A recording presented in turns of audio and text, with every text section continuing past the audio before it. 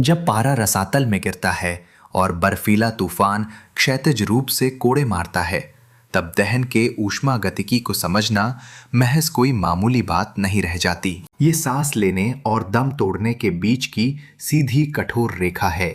आपका आंतरिक इंजन अथक रूप से चुभने वाली ठंड में गर्मी बिखेरता रहता है। हर ठंडी सतह जिसके संपर्क में आप आते हैं, चाहे वो बर्फ से ढकी धरती हो या बर्फीला पत्थर, चालन के माध्यम से आपकी गर्मी को सोख लेती है, आपकी आवश्यक जीवन शक्ति को चूस लेती है। गर्मी का ये अथक हमला ही बताता है कि क्यों आग जलाने की पारंपरिक तकनीकें विफल होने के लिए अभिशप्त हैं। वातावरण नमी से भारी है और कड़ाके की ठंड एक अथक शत्रु के रूप में काम करती है। अग्नि त्रिकोण, जिसमें गर्मी, ईंधन और ऑक्सीजन शामिल हैं, एक सर्वविदित अवधारणा है।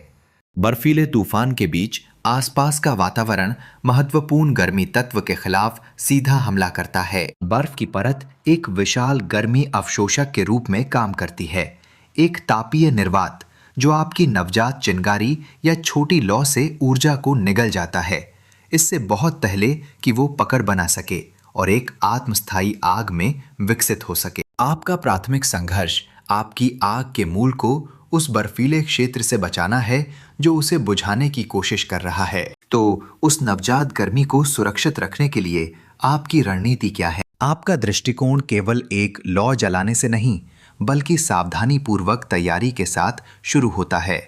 सबसे गंभीर, सबसे विनाशकारी गलती अपनी आग को सीधे बर्फ के ऊपर बनाना है। ये एक जानलेवा फंदा है। जिस क्षण आपकी आग गर्मी छोड़ती है, वो नीचे की बर्फ की परत का द्रवीकरण शुरू कर देती है। ये प्रक्रिया ठंडे पानी का एक जलाशय बनाती है जो ऊपर उठता है, आपकी जलाने वाली सामग्री को भिगो देता है और नीचे से आपकी मूल्यवान चिंगारियों को बुझा देता है। आपने अनजाने में अपनी आग के आत्मविनाश का मंचन कर दिया है। उपाय में एक सुरक्षात्मक बाधा स्थापित करना शामिल है।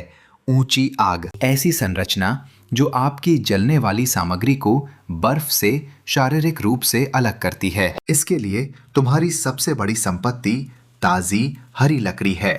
उसकी अंतर्निहित नमी उसे आग लगने से बचाती है। कुछ हरी लकड़ियां या शाखाएं ढूंढो, हर एक तुम्हारी कलाई जितनी मोटी होनी चाहिए। उन्हें बर्फ पर एक दूसरे के करीब रखो, उन्हें कसकर दबाओ ताकि एक अटूट नींव बन सके। ये आधार तुम्हारी आग को इंसुलेट करेगा, गर्मी को नीचे भागने से रोकेगा और उस कीमती ऊर्जा को ऊपर की ओर उछालेगा, ठीक वहीं जहां तुम्हें जीवन से चिपके रहने के लिए उसकी सख्त जरूरत है। ऐसी नींव किसी भी सफल शीतकालीन आग के लिए पूर्ण आधार का काम करती है। एक बार जब तुम्हारा मंच स्थिर हो जाए तो तुम्हारी अगली खोज उपयुक्त जलावन प्राप्त करना है। बस कोई भी पुरानी लकड़ी काम नहीं आएगी। जो शाखाएं जंगल की जमीन पर गिरी हैं, वे लगभग निश्चित रूप से पानी से भरी होंगी। गीली लकड़ी जलाने की कोशिश करना ऐसा काम है जो केवल एक मूर्ख ही करेगा। लकड़ी के जलना शुरू करने से पहले उसकी आंतरिक नमी को वाष्पीकृत करने के लिए ऊर्जा का एक बहुत बड़ा व्यय होता है। ऐसी ऊर्जा एक ऐसी विलासिता है जिसे तुम बिल्कुल भी बर्बाद नहीं कर सकते। तुम्हारा लक्ष्य खड़ी निर्जीव लकड़ी ढूंढना है। ऐसे पेड़ ढूंढो जो मर चुके हैं फिर भी सीधे खड़े हैं, हवा से सूख चुके हैं। इससे भी बेहतर अपनी नजर फलते फूलते सदाबहार पेड़ों के निचले हिस्सों पर डालो। वहां तुम्हें निर्जीव शाखाएं मिलेंगी जो ऊपर की पत्तियों द्वारा प्रकाश से वंचित कर दी गई हैं। ये मेरे दोस्त, जिसे हम स्क्वॉल वुड कहते हैं, ये तत्वों से सुरक्षित रहते हैं और एक कुरकुरी स्पष्ट आवाज के साथ टूटते हैं जो उनकी शुष्क अवस्था का एक स्पष्ट संकेत है। हालांकि यहाँ तक कि इस बेहतरीन लकड़ी में भी एक नम बाहरी परत होती है, इसलिए तुम्हें इसे तैयार करना होगा। अपनी छुरी से गीली छाल और बाहरी लकड़ी को छीलकर हटा दो। छीलते रहो जब तक कि तुम सूखी फीकी अंतःकाष्ठ को उजागर न कर दो। ये नाजुक, घुमावदार और पंख जैसी लकड़ियां तुम्हारी आग जलाने की सामग्री बनेंगी। इस सूखी कोर तक पहुंचना एक सफल आग के लिए परम आवश्यक शर्त है। तुम्हारा इंसुलेटेड आधार तैयार है। तुम्हारा सूखा ईंधन इंतजार कर रहा है। उस महत्वपूर्ण चिंगारी का क्षण आ गया है। उस ब्यूटेन लाइटर को रख दो, वो यहाँ बेकार है। जब तापमान गिरता है तो तरल ब्यूटेन गैस के रूप में प्रज्वलित होने के लिए पर्याप्त वाष्प दबाव उत्पन्न नहीं कर पाता। ये तुम्हें धोखा देने के लिए ही बना है। तुम्हारा अटल प्रज्वलन समाधान एक फेरोसेरियम रॉड में निहित है। ये उपकरण थर्मामीटर के पठन की परवाह किए बिना त्रुटिहीन रूप से काम करता है। एक ही वार से चिंगारियों की बौछार निकलती है।